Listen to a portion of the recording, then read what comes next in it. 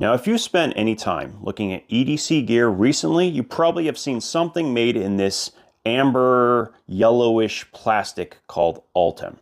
Now, what's the big deal about this material? Why is it even here? Why are we using it in knives? And that's what we're going to talk about today and kind of give you a little bit of a background and help you decide whether it's something that you might want to check out or not.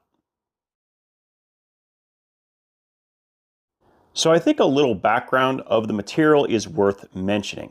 It was actually invented in the 80s, and it was designed to solve a couple of problems. They wanted a plastic that could be injection molded, could be put in different forms, but had a high heat resistance, a very high tensile strength, as well as very, very light. It's also something you can machine as well, which you'll see in a lot of cases here. They've actually machined it out of a solid piece. And for that purpose, it's seen use in a lot of electrical applications because it's also a very good insulator. And that's where it's primarily been. But over the last couple of years, we have seen it show up in a ton of different EDC gear.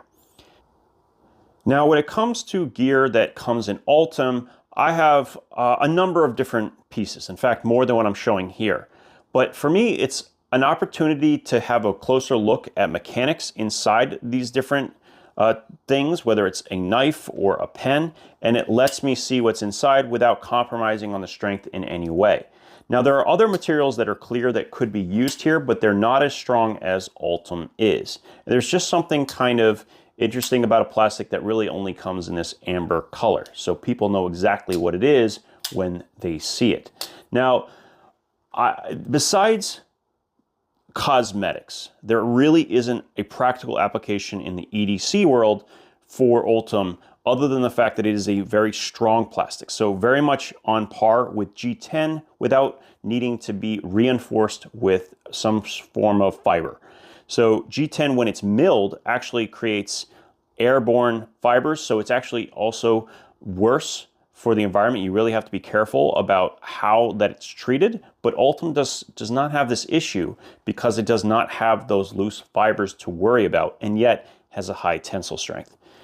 But the base price of material is also more expensive. So that's why you're seeing it kind of show up, but always being a little bit more of a premium price tag. So it is a different style, but primarily a cosmetic consideration.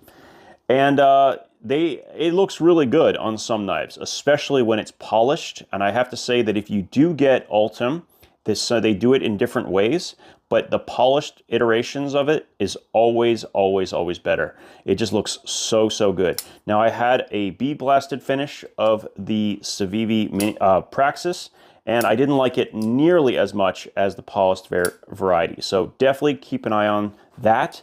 There are different finishes. You can mill it. You can do basically anything with it that you would otherwise do with aluminum. There is also a number of brands getting into this. So this is the mini Pyrite from CJRB. And yeah, just some really, really cool things that are available. And if you want Ultem, may I recommend, or maybe don't recommend, because otherwise you'll spend too much money, a company called Countycom. Now, they make products primarily for government contracts, a lot of which is made right here in the US, and they are, like me, I think, obsessed with Ultem. They have little attachments for your keys. They have these awesome Ultem dice, among other things, and those dice, they have a bunch of different materials, titanium, brass, and so on. They're a really cool place to find gear. They even have small boxes, little pill containers, all of which made in this material as well. And as far as I know, this is the only wallet that I've seen that uses Ultem as its core. And like I was saying before, because it's essentially the same tensile strength as aluminum, you have the benefit that makes the wallet even lighter. I mean, it's really, really light, in fact. So not much more to say. It's going to be a short video on this.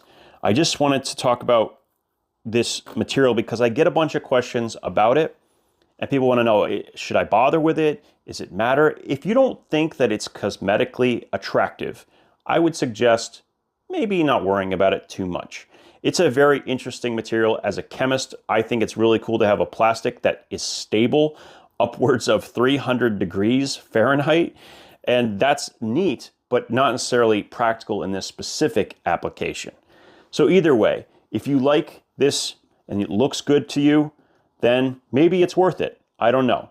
But either way, it's definitely interesting. And as you can see, it can come in a couple of different tones of color. This is more of an amber color, but this is a little bit more yellow. But either way, it's very interesting and something to consider, primarily for cosmetics. As always, thank you for your time, and we'll talk again soon.